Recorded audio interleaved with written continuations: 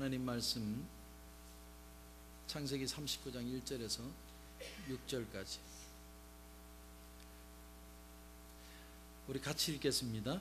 요셉이 이끌려 애굽에 내려가매 바로의 신하 친위대장 애굽 사람 보디발이 그를 그리로 데려간 이스마엘 사람의 손에서 요셉을 산이라.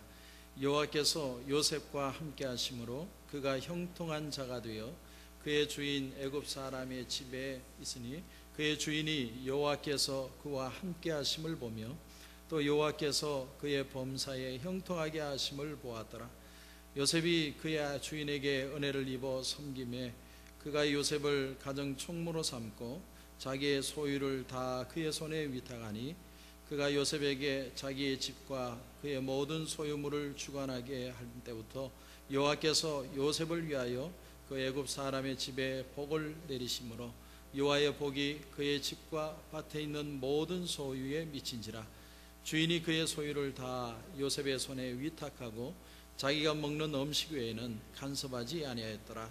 요셉은 용모가 뛰어나고 아름다웠더라. 아멘. 오늘 하나님의 열심이라는 그런 제목을 가지고 여러분과 말씀을 생각해 보려고 합니다. 성도 여러분, 우리는 왜 믿음 생활을 하는 것일까요? 우리가 이렇게 열심을 내고 주일마다 예배를 드리고 봉사하고 섬기고 또 저 같은 목사의 경우에는 열심히 말씀을 전하고 복음을 전하는 삶을 사는 가장 큰 이유가 뭘까? 사람들에게 보이기 위해서. 사람들에게 보인다면 과연 누구한테 보일 수 있겠습니까? 또 보인들 그것이 과연 어떤 의미가 있을까요?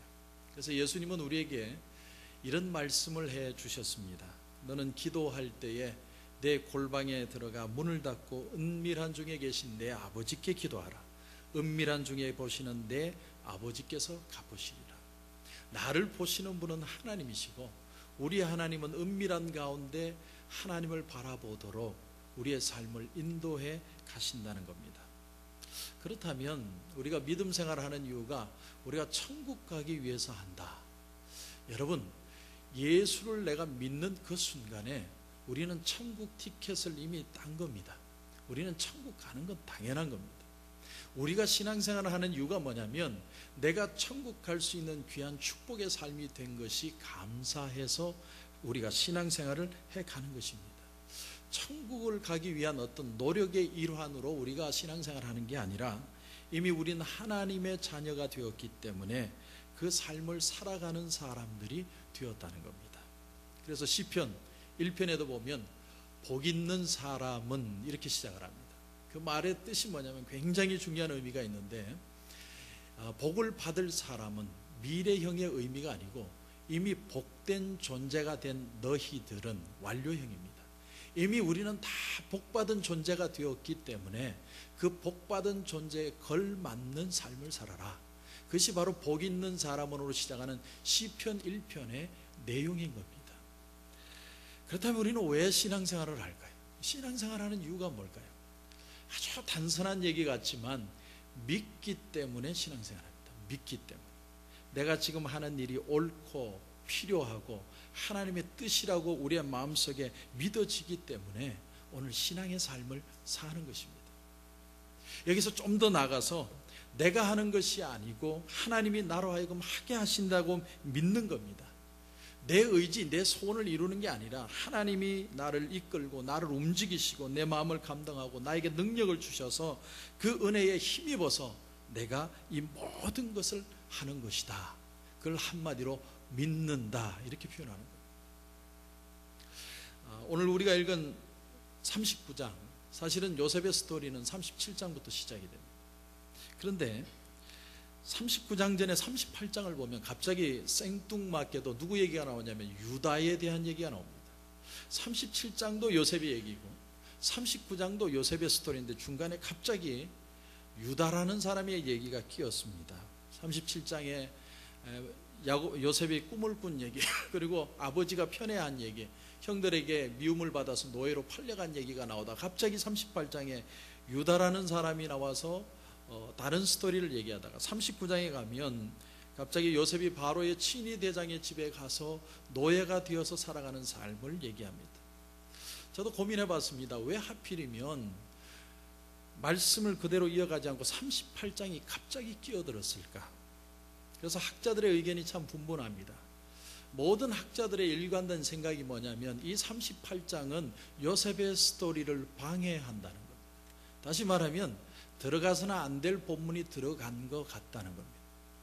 그런데 여러분, 정말 이 성경의 말씀이 들어갈 필요 없는 것이 들어간 것이 과연 있을까?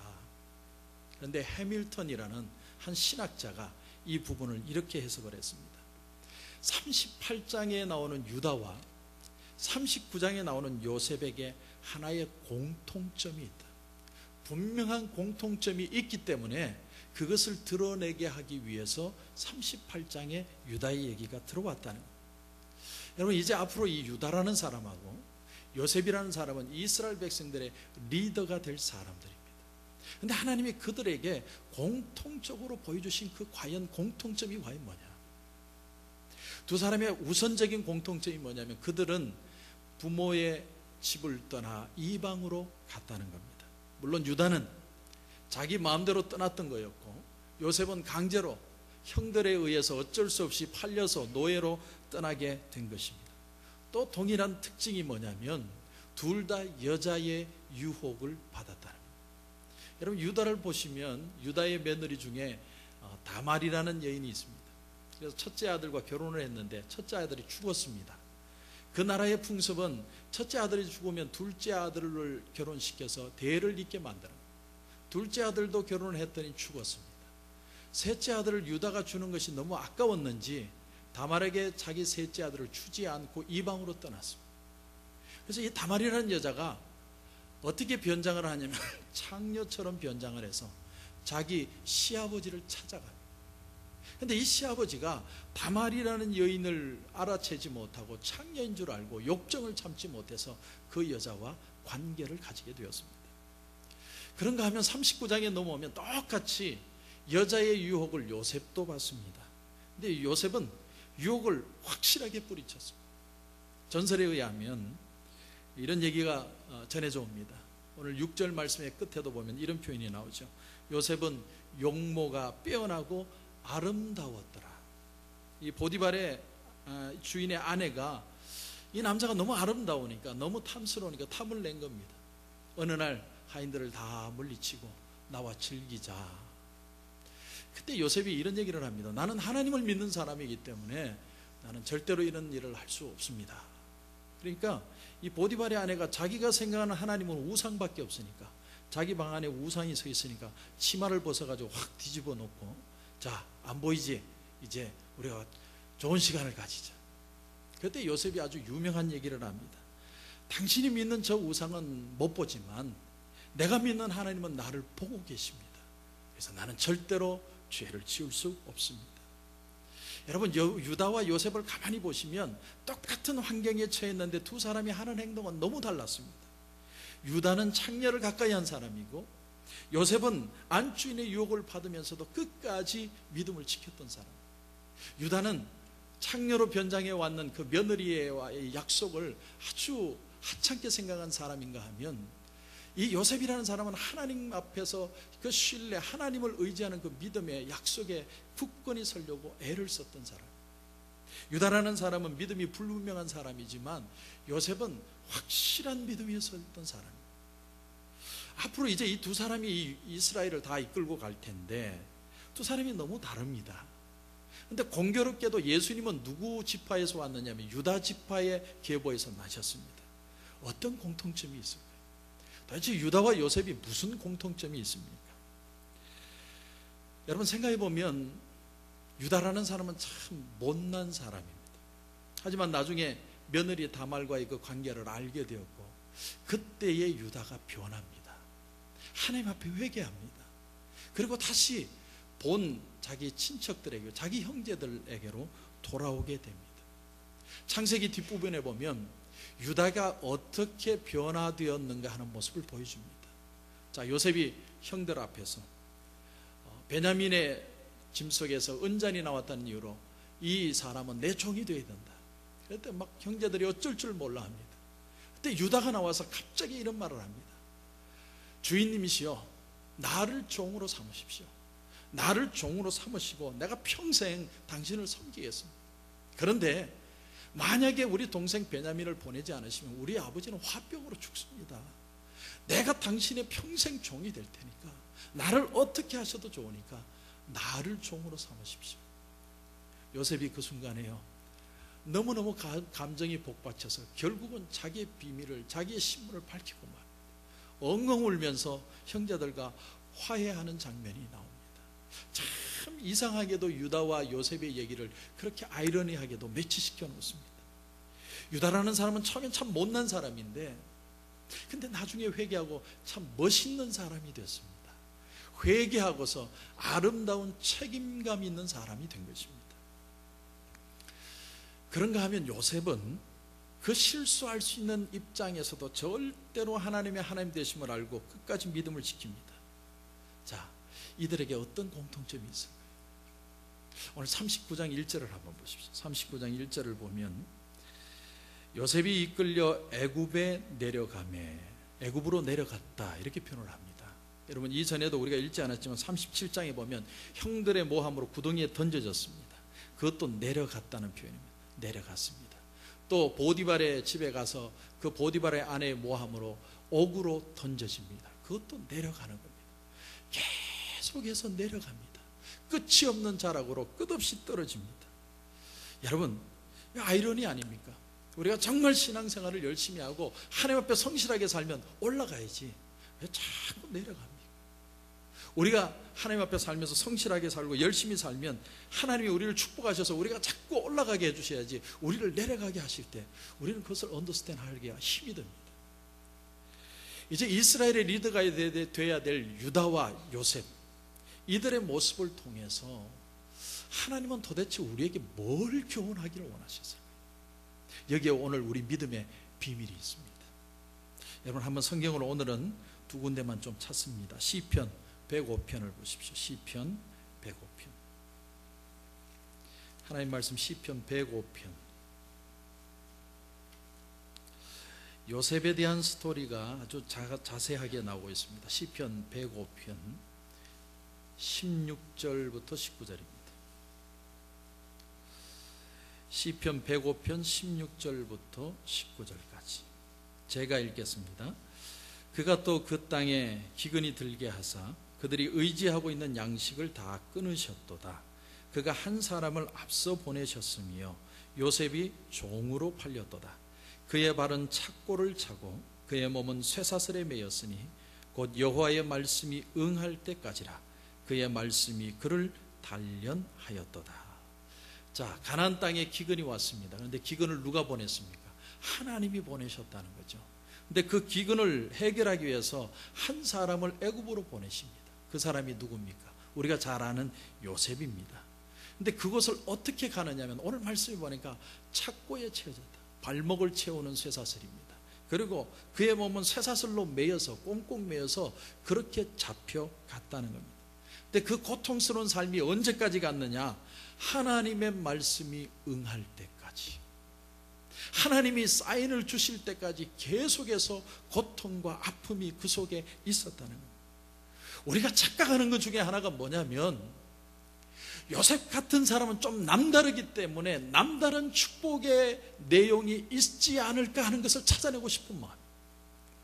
근데 성경이 말하는 남다르다는 의미는 뭐냐면 그가 특별났기 때문에 하나님 앞에 특별한 축복을 받은 게 아니고 하나님의 은혜 때문에 그는 축복된 인생이 될 수 있었다는 거예요. 그의 발은 착고를 차고 그의 몸은 쇠사슬에 매였다. 여러분, 쉽게 우리가 오래전의 영화지만 벤허라는 영화를 보면 벤허라는 주인공이 군함에 팔려서 노젓는 노예가 돼서 그 안에서 노를 저으면서 착고에 채해서 노를 젓습니다. 여러분, 발목에 착고가 채이면 계속 부딪혀서 발목에 살이 다 까여집니다. 그런데 조금 무슨 생각을 하려고 하는데 거침없이 뒤에서 채찍질을 합니다. 그래서 또 부지런히 노를 젓고 하는 그 모습이 지금 오늘 요셉의 모습이라고 우리가 생각할 수 있습니다. 오늘 성경 이 본문에 그의 몸은 쇠사슬에 매였다는 본문을 원문 그대로 직역을 하면 표현이 좀 틀립니다. 쇠사슬로 몸을 묶어 놓았다는 뜻이 아니고 그 혼을 꿰뚫었다는 뜻입니다. 여러분, 말하자면 요셉은 단지 육신적인 고통만 당한 게 아니고 정신적으로, 영적으로, 신앙적으로 모든 고통이 다 찾아왔다. 다시 말하면 요셉은 도대체 이게 뭐냐? 왜 내가 이런 고난을 당해야 되고 내가 이런 어려움을 당해야 되느냐는 혼란 속에 빠졌다. 쉽게 얘기하면 신앙이 흔들리고 있다는 모습을 우리에게 표현하고 있는 겁니다. 우린 요셉은 그냥 무조건 성실하고 하나님 앞에 살았으니까 축복만 받았다고 생각하지만 요셉의 마음에도 엄청난 마음의 혼란이 찾아온 겁니다. 자, 요셉이 형통한 사람이 되었습니다. 범사에 하나님이 그에게 복을 주셨습니다. 그런데 우리가 생각하는 형통이 어떤 겁니까? 적어도 요셉이라면, 아니 우리 입장에서 본다면 요셉이 어떻게 되는 게 정말 여러분 형통이라고 생각을 하십니까? 정말 형통이라는 게 어떤 거냐면 우리 생각에 자기를 괴롭히는 형들이 있으면 그 형들이 길 가다가 마차에 치여서 죽든지 불구가 되든지, 나를 괴롭히는 사람이 뭔가 잘못될 때 형통하다고 생각합니다. 그런가 하면 미디안 상인들에게 팔릴 때 갑자기 하늘로부터 불이 떨어져 가지고 그냥 혼비백산해가 도망가면 이게 하나님의 형통합니다. 또 혹은 자기를 그렇게 유혹하던 보디발의 아내가 갑자기 유혹하다가 몸에 풍이 와가지고 막 흔들거리고 말도 제대로 못할 때 우리는 그걸 형통이라고 생각해요. 그런데 우리가 생각하는 형통과 요셉에게 임한 형통이 다르다는 겁니다. 우리가 신앙생활 할 때는 정말 애쓰고 수고하고 성실하게 살고 헌금생활 잘하고 열심히 살면 하나님이 남다른 축복을 내게 주셔서 야, 역시 예수 믿으니까 저래 잘 되는 거야, 우리 예수 믿어야 돼, 우린 그런 걸 원하거든요. 그런데 오늘 이 성경을 보면 우리에게 가르쳐주는 교훈이 하나 있습니다. 그게 뭐냐면 우리 신앙의 현실과 신앙의 완성이라는 것이 우리의 기대치와 틀릴 수 있다는 거예요. 자, 가만 보면 우리는 고난도 없고 정말 형통한 길로 가다가 모든 어려움도 샥샥 피해가지고 하나님의 축복만 받는 그런 것을 우리는 기대합니다. 근데 오늘 성경을 한 부분만 더 찾아보겠습니다. 로마서 5장입니다. 로마서 5장 한번 찾아보실까요? 로마서 5장 신약성경 245페이지입니다. 로마서 244페이지 로마서 신약성경 5장입니다. 우리에게 중요한 말씀이라서 같이 한번 찾아봅니다. 로마서 5장 1절에서 4절까지 말씀입니다. 신약 244면입니다. 자, 우리 이 말씀은 같이 한번 읽겠습니다. 시작. 그러므로 우리가 믿음으로 의롭다 하심을 받았으니 우리 주 예수 그리스도로 말미암아 하나님과 화평을 누리자. 또한 그로 말미암아 우리가 믿음으로 서 있는 이 은혜에 들어감을 얻었으며 하나님의 영광을 바라고 즐거워하느니라. 다만 이뿐 아니라 우리가 환난 중에도 즐거워하나니 이는 환난은 인내를, 인내는 연단을, 연단은 소망을 이루는 줄 알미로다. 아멘. 이 말씀을 가만히 보시면요, 내가 믿음으로 의롭게 되는 것이요, 내가 믿자, 믿어야지, 믿으면 돼, 할렐루야, 아멘, 그렇게 해서 믿음이 생기는 게 아니고 로마서 5장 2절을 보십시오. 또한 그로 말미암아, 누굽니까? 하나님으로 말미암아서 우리가 믿음으로 설 수 있게 된다는 겁니다. 하나님 때문에 내가 믿음의 사람이 될 수 있다는 표현입니다. 그런데 그 믿음의 사람이 되는 과정에 뭐가 있느냐? 오늘 보니까 환난은 인내를, 인내는 연단을, 연단은 소망을, 환난과 고난을 주셔서 그 환난 속에서 인내하게 하시고 인내 속에서 막 굳은살이 배기는 연단을 통하여 소망의 하나님을 바라보게 하신다는 겁니다.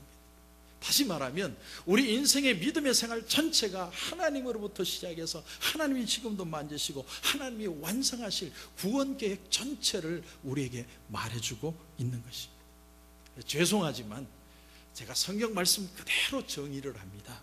하나님이 우리 모든 성도들의 신앙의 완성, 머추어해짐을 위해서 환난을 주신다. 여러분, 이게 성경의 진리입니다. 고난을 피해가는 게 아닙니다. 우리를 단련하시고 우리를 성숙시키기 위해서 우리에게 하나님이 고난을 허락하신다는 거예요. 가끔 영화에 보면 그 비행기에서 이렇게 탁 뛰어내려서 낙하산을 타는 그런 공수부대원들이 나옵니다. 만약에 제가 그 위에 올라서 뛰어내리면 그대로 죽습니다. 나는 낙하산 피우는 것도 모르고 훈련도 안 받아.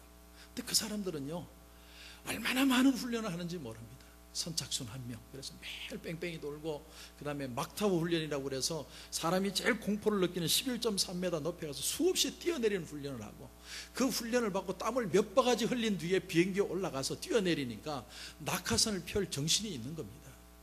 저 같은 사람이 그냥 뛰어내리면 바로 요단강을 건너가는 겁니다. 마찬가지로 환난을 당한다는 것은 우리의 삶에 고난이 올 수도 있고, 어려움이 올 수도 있고, 공고함이 올 수도 있고, 시련이 올 수도 있다는 겁니다. 그런데 이것이 뭘 만들어내느냐? 우리의 삶 가운데 인내를 만들어내는, 다시 쉽게 얘기하면 우리의 삶의 경험이 되도록 우리의 삶을 만들어 가신다는 겁니다. 이 인내와 경험이 우리로 하여금 성숙한 신앙에 이르도록 하나님이 그리스도인들의 온전함을 위해서, 성숙함을 위해서 우리에게 고난을 허락하신다. 어떤 글을 보니까 맹자가, 성선설을 주장했던 맹자가 이런 말을 했는데 참 그럴듯해서 제가 한번 글을 뽑아봤습니다. 한번 들어보십시오.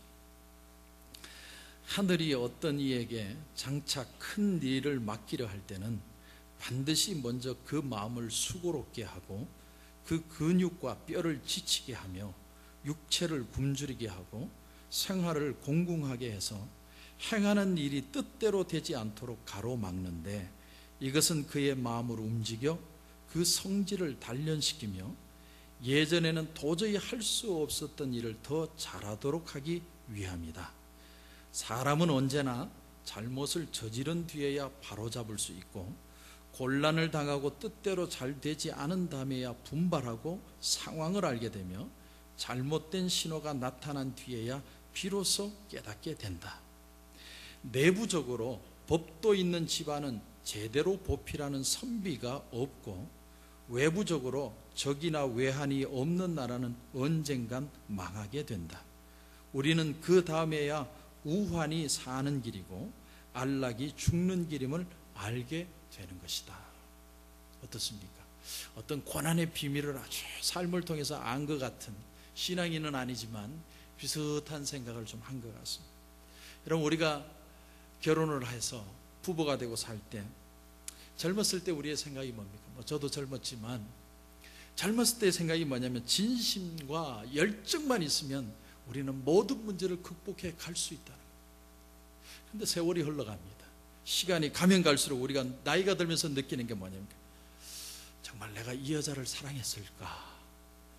정말 이 남자가 내 사랑의 대상이 맞을까? 왜 그렇습니까?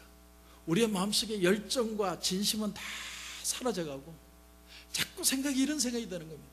어떻게 골라도 이렇게 실수를 할 수 있었을까? 예. 그런 냉엄한 현실 속에 우리가 있기 때문에 그렇습니다. 근데 성경이 말하는 사랑의 정의가 뭡니까? Love is long suffering. 사랑은 오래 참는 것이다. 여러분, suffering이라는 그 단어가 환난은 인내를이라고 표현할 때 그 환난이라는 단어하고 정말 지독하리 많지 똑같은 단어입니다. 사랑은 환난이다. 사랑은 고통이다. 예. 아는 사람만 알지어다. 네. 사랑은 오래 참는 겁니다. 사랑은요, 자기 유익을 구하지 않는 것이고, 사랑은 무례하지 않는 것입니다. 그런데 우리는 그걸 어떻게 생각하냐면, 이거는 체념이고 자존심이 꺾이는 일이라고 생각을 합니다. 여러분, 부부가 나이 들면 달라지는 게 뭡니까? 부부가 나이 들면 한 가지 특징이 생기는데, 그게 뭐냐면 넘어갈 줄 알게 됩니다. 넘어갈 줄 알게. 그걸 우리는 자존심 상한다, 참 내가 볼장 다 봤다, 그렇게 생각하는데 그것이 사랑입니다. 근데 왜 넘어가느냐? 왜 넘어가게 되느냐? 말해봤자 말을 안 들어 뭐 먹고, 그러니까, 그리고 온 집안이 시끄러워지니까, 그래, 네 하고 싶은 대로 해라. 우리가 부부 생활이 오래될수록 우리 그렇게 되지 않습니다. 우리는 사랑을 뭐라고 생각합니까? 막 불타오르는 거로 처음엔 생각했습니다. 그래서 그 불에 몇 사람 다 죽고 막 그래야 그게 정말 사랑인 줄 알았어요. 근데 사랑이라는 것은요, 성경은 분명히 얘기합니다. 사랑은 오래 참고 무례히 행하지 않고 자기의 유익을 구치 않고. 우리가 이 말씀을 늘 읽으면서도 우리는 이걸 놓칩니다. 이것을 어떻게 배우느냐 하면 부부가 되어서 평생을 살면서 배우는 거예요. 마찬가지입니다. 신앙생활도 똑같습니다. 신앙생활을 할 때 우리가 생각하는 믿음이라는 게 뭐냐면 하나님을 향한 막 열심과 열정과 진심을 가지고 내가 하나님 앞에 기도하면 하나님이 막 복에 복을 더하시고 내 이 특심한 마음을 보시고 하나님이 나를 모세같이 엘리야같이 막 써주실 것이다. 네, 여러분, 믿음이라는 것은 그런 게 아닙니다. 하나님께서는 오히려 믿음에 시련을 주십니다. 시련. 여러 가지 시험과 고통을 주면서 삶 속에서 내 신념, 내 의지를 믿을 것일까? 아니면 이 고통 가운데서 기어코 내가 하나님의 은혜를 붙잡을 것인가? 결단하는 자리까지 하나님이 우리를 끌고 가시는 겁니다.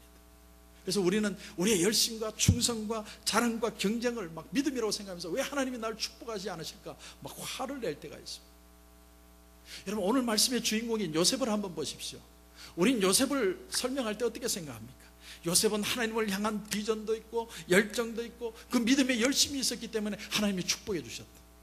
제가 수많은 목사님들의 설교를 듣고 설교의 본문을 다 봐도 모두가 다 공통적으로 이쪽으로 생각하는,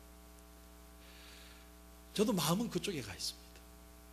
근데 여러분 한번 진지하게 한번 생각을 해보십시오. 생각을. 요셉은 철이 없던 사람입니다. 철이 없는 사람.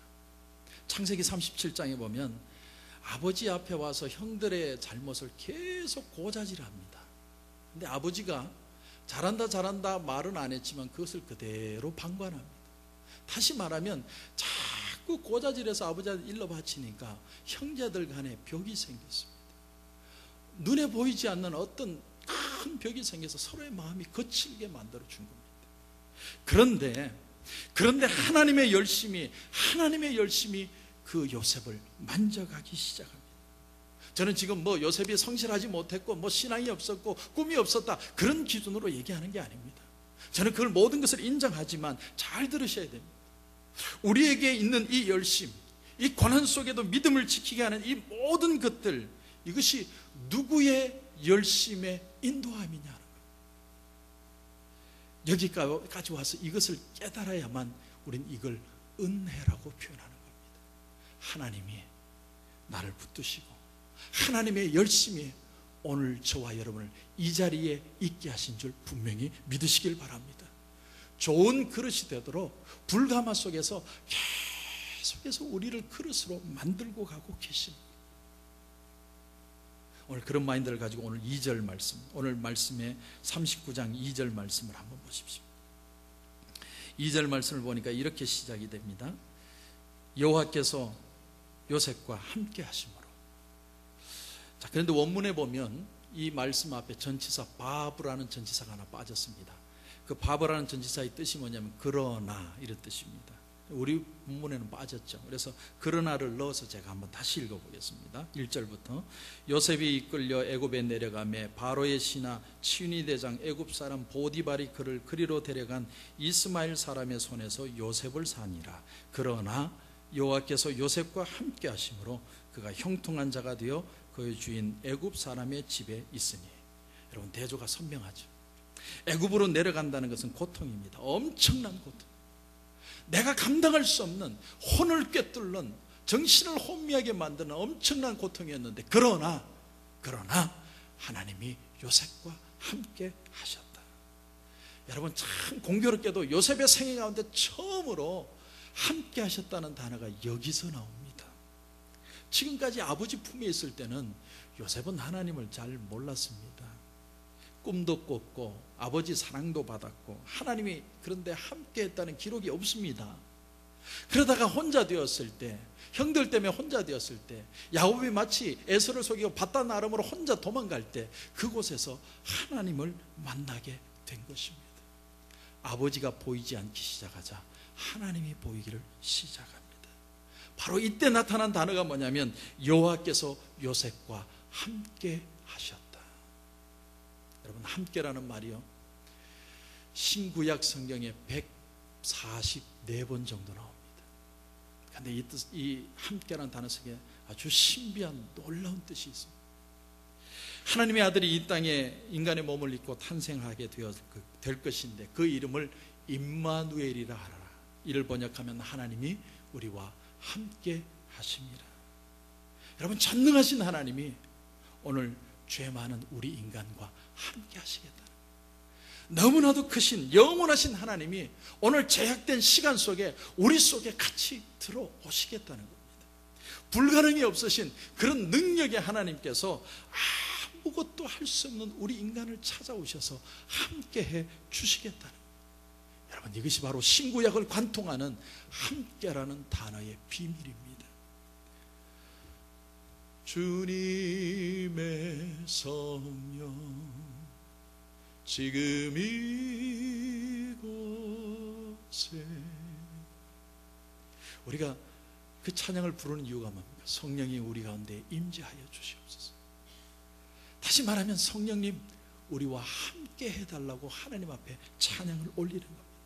이런 임재를 경험하게 될 때 우리가 어떤 고난이 있든 어떤 아픔이 있든 우리는 하나님을 기억하게 되는 것입니다. 하나님이 나를 버리지 않으시고 하나님이 나와 동행하시고 반드시 그 능력으로 나를 인도해 가실 것이다. 오늘 저와 여러분 가운데도 그런 함께 하심의 역사가 일어나기를 주님의 이름으로 축원합니다. 이런 복이라는 것은요, 복은요 가지는 게 아닙니다. 복은 얻는 게 아닙니다. 취하는 게 아닙니다. 그래서 복 받은 자는, 복 가진 자는 그런 말이 성경에 없습니다. 복 있는 자는, 단어의 뜻이 투비입니다. 복 있는 존재가 되었다는 겁니다. 내가 복 받은 존재, 복 있는 존재라는 깨닫는 순간에 우리를 통해서 복이 따라오는 겁니다. 우리의 모습 자체가 축복의 통로가 되는 것입니다. 여러분, 나 때문에 우리 가정 안에 복이 머물기 시작하는 것입니다. 문제가 있는 교회가 있다면 이 복덩어리 목사님이 오면 모든 것이 해결이 되고 치유가 되고 새로워지는 역사가 일어나게 되는 겁니다. 한 공동체 안에 복덩어리가 가면은 공동체가 살아나게 되는 것입니다. 어떤 사람이 선교에 임원에 들어갔는데 그 한 사람으로 인해서 분위기가 밝아지고 좋아지고 매일 만나고 싶은 역사가 일어나는 겁니다. 그런 사람이 직장에 들어가서 어떤 부서에 들어가면 부서가 아주 신바람이 나서 일어나는 겁니다. 왜? 그 사람이 복이 존재에게 그 복덩어리가 되었기 때문에. 천하 만민이 너로 말미암아 복을 받게 될 것이니라. 저와 여러분이 이미 복 있는 존재가 된 줄 분명히 오늘부터 믿으시기를 바랍니다. 그래서 오늘 이 시간에 정말 생각할 것은, 하나님이 왜 내게 복 안 주십니까? 하나님 왜 세상이 이렇습니까? 이것을 생각하기 이전에 아주 진지하게 오늘 내 안에서 무엇이 이루어지고 있는지를 볼 수 있어야 돼요.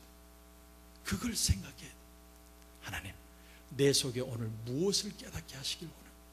내가 지금 하나님 앞에 어디에 서 있습니까? 내가 좀 남다르다는 것을 증명받으려고 여러분 하지 마십시오. 특별히 막 선교사로 콜링을 받고 어떤 굉장한 신앙의 간증거리를 가지고 그런 특별함으로 쓰임받는 사람들도 있지만, 전체적으로 볼 때에 우리 모두가 하나님의 자녀가 되었기 때문에 하나님 그분의 열심과 그분의 능력과 그분의 은혜와 그분의 사랑으로 우리 모든 성도들을 남김없이, 예외 없이, 부족함 없이 매 순간마다 지키시고 인도하셔서 우리를 인도해 가신다는 것을 여러분 믿음으로 받아들일 수 있기를 주님의 이름으로 축원합니다. 그래서 우리는 누구를 부러워할 필요도 없고 누구를 시기할 필요도 없습니다. 저와 여러분 자신이 하나님의 자녀입니다. 유다도, 오늘 처음 서두에 말했던 유다도 하나님 앞에 회개했을 때 하나님께서 그를 회개케 하심으로 위대한 지도자로 사용하십니다. 요셉도 하나님의 환난을 통해서 그의 인생을 만지시고 위대한 주의 일꾼으로 사용을 하십니다. 우리를 위해서 하나님은 아들 독생자 예수 그리스도를 이 땅에 보내시고 우리와 함께 하시며 우리를 오늘도 만들어가고 계십니다. 창세기 45장에 보면 요셉의 유명한 간증이 나옵니다. 야곱이 죽고 나자 형들이 벌벌벌벌 떱니다. 우리를 고통스럽게 하면 어떻게 할까? 그때 요셉이 이런 얘기를 합니다. 형님들 걱정하지 마십시오. 당신들이 팔아서 내가 이곳에 온 것이 아니고 하나님이 나를 이곳에 보내신 겁니다. Not sold, but sent. 나는 팔려온 게 아니고 하나님이 보내신 겁니다.